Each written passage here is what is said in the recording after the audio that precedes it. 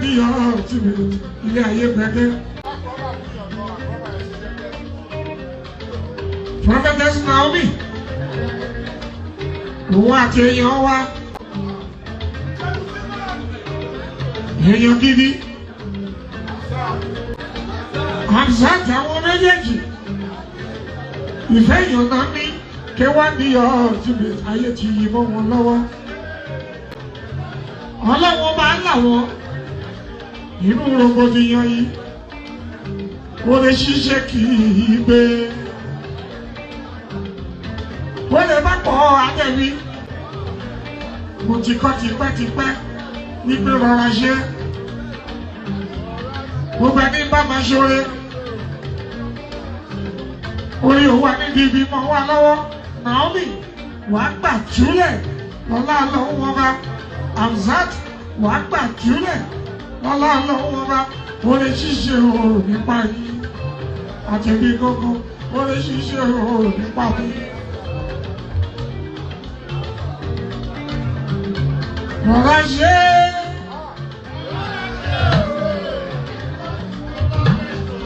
rọra ṣe o anybody tó bá fẹ́ ṣoore rọra ṣe o anybody tó bá fẹ́ ṣoore.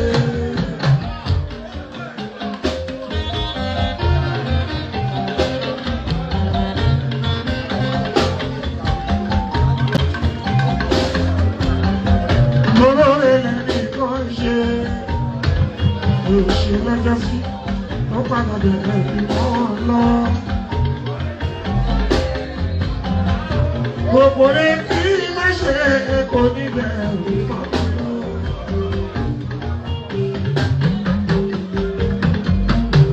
Pẹ́pẹ́kẹ́ lẹ́pẹ́kẹ́ lóhùn agogo, bódìgbà bódìṣẹ́ lóhùn arére, Òròkìlà wa TV lógbòde.